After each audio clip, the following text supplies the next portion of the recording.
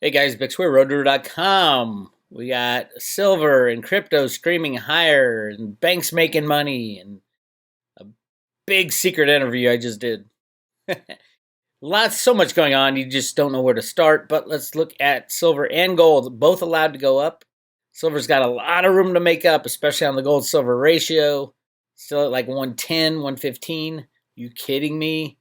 It should be 4 to 1. 4 to 1. And it will move to 4 to 1, maybe even 1 to 1 at some point. But in the meantime, the COMEX and the LBMA are still rigging the price every day in every trade. It should be obvious to anybody who's done any kind of research into silver and gold that the prices have been manipulated massively. Now, in the situation with gold, it's a little different. I do think gold will go up in price, maybe 5 grand, 10 grand, even though there's millions of tons of gold, like 10 or 20 times what they tell you. So it's not really a scarcity thing with gold. It's more like it's better than the dollar. It's better than fiat money. With silver, it's a different thing. It's a scarcity thing. It's a fiat money thing. It's a control over a necessary part of a high-tech future.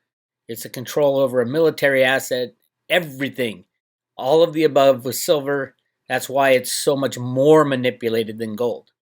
Remember the 1980, gold peak over $800, and then again in 2011 was coinciding with that was the silver $50 in 1980 and then $50 in 2011. Look at the prices since then. Gold has doubled.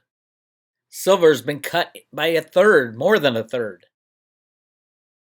It doesn't make sense? No, it doesn't make sense. It only makes sense in the world of manipulation. Silver's so much more manipulated than gold.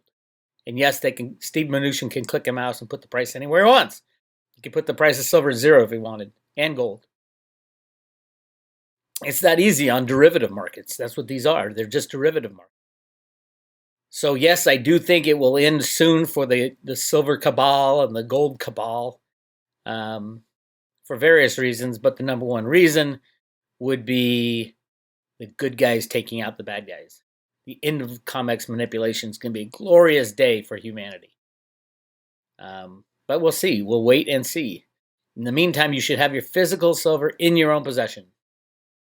Absolutely. Physical silver in your own possession. Go to your local coin shop.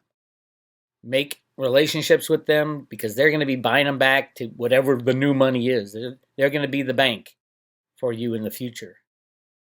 So if you don't have a local coin shop, send Andy Scheckman an email. Andy at milesfranklin.com. milesfranklin.com. And say you're a Road to Ruta member and you want the best price on silver. He'll tell you what he's got. All right? And we have a boom. I mean, literally a boom in cryptos. Look at Ethereum in the last, that's a 7-day chart. Let's go. Let's see what we got here. Let's look at all the days. Look at all that green. Green shoots, baby. Green shoots. Look at the 7-day on Ethereum, up 23%. Ethereum is going to be the basis, the backbone, the infrastructure of the new economic system.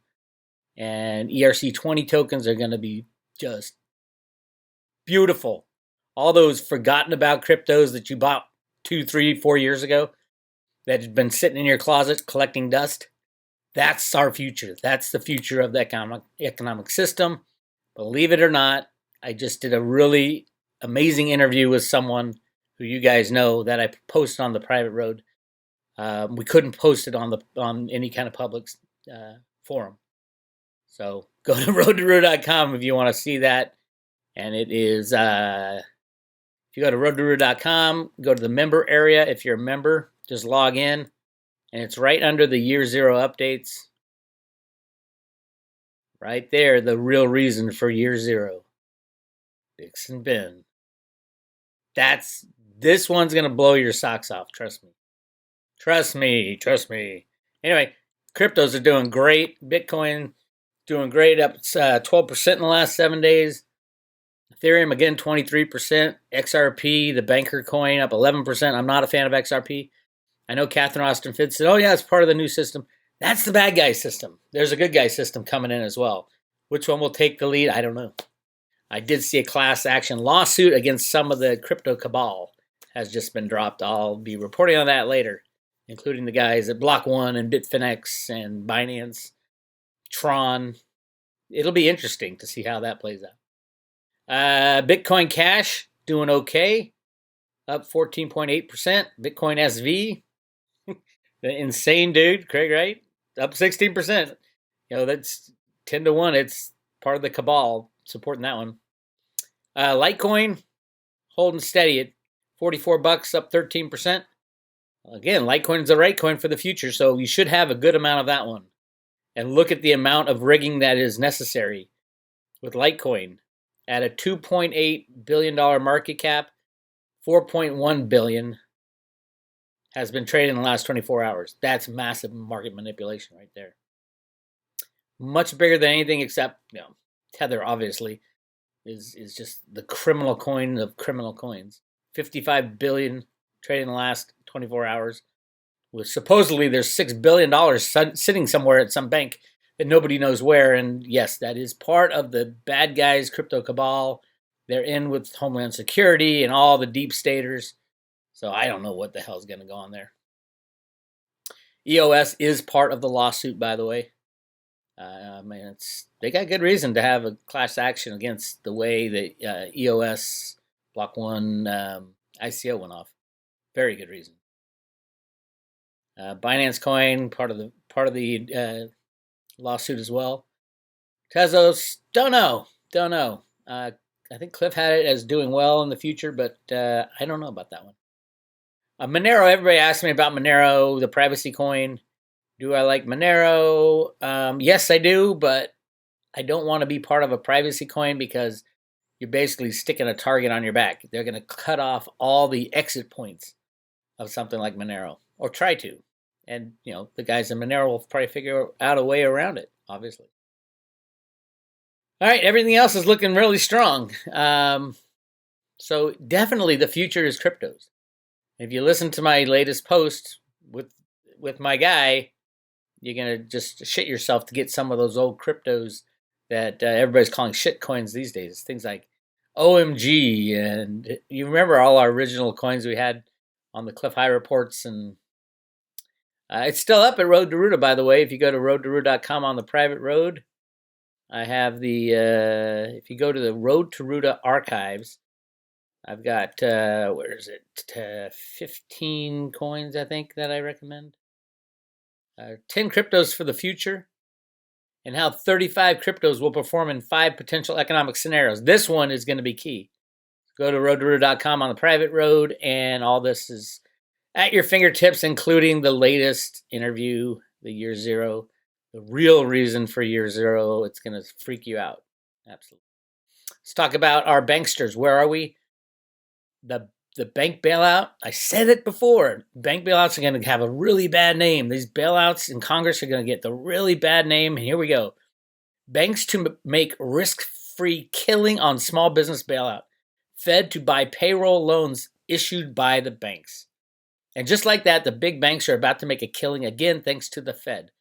As a reminder, as part of the SBA and Treasury's Payroll Protection Program plan to bail out small and medium businesses, gave American banks and credit unions some $350 billion in guaranteed cash to use to make loans to America's struggling small and medium businesses, which proceeds would be used to fund payroll. However, in a bizarre twist, the banks were reluctant to pass through the money to America's middle class, ostensibly due to concerns about low rate on the loans, which was originally 0.5% and was subsequently raised to 1%, and also concerns those who these loans could be sold and or repackaged to if and when the economy turned sour and banks were stuck holding hundreds of billions of non-performing loans. Moments ago, we got the answer when the Fed announced it will start another bailout program to provide financing backed by loans being made to small businesses through the government's coronavirus stimulus program. This is MMT, Modern monetary theory. Give everybody money everywhere. Spray it everywhere. This is the end of the road to Ruta. It's exactly what Ruta wrote in the sand. To facilitate small lending to businesses via the Small Business Administration Paycheck Protection Program, the Federal Reserve will establish a facility to provide term financing backed by PPP loans, said the Fed in a brief statement. Additional details will be announced next week. The move will establish a secondary program for loan guarantees by the Small Business Program, part of the $2.2 trillion economic package the President signed last month to help individuals and businesses affected by the coronavirus. And so, what was supposed to be no strings attached rescue of American small business, the PPP program has become another massive handout to the big banks, who will collect servicing costs ranging, listen to this, from 5% for small loans to 1% for larger loans, using temporary treasury capital, and then selling the loans back to the Fed. Oh my God, this is ridiculous. While the Fed buying to loans would certainly free up bank balance sheet space to issue more loans, who in their right mind would be taking on more non-guaranteed debt, or debt that does not turn into a grant as the PPP loans do. The Fed's involvement, whereby Powell takes on all the balance sheet risk, begs the question, why are banks involved in this process at all? And why doesn't the Fed simply hand out these loans itself? The answer is obvious, as we noted above. This is another handout to the big banks, something we already discussed last week. Banks to make billions on small business bailout. The fees will vary with loan size, 5% for loans under $350,000, 3% for loans under $2 million, and 1% for loans greater than $2 million. The loans will not occur a capital charge. This means that the banks stand to earn as much as $17.5 billion and $10 billion if one assumes an average rate of 3%, for doing something the government is incapable of doing, handing out hundreds of billions of dollars in loan grants to America's businesses. It is insane. It is basically helicopter money to the banks. Again, that's what I'm telling you. I don't think there's going to be another bailout, my friends. They're going to be coming to Congress in the next couple weeks. It also means the Fed will be tapped out to buy hundreds of billions more PPP loans, as the current $350 billion small business program will be woefully insufficient to cover the needs of America's small businesses.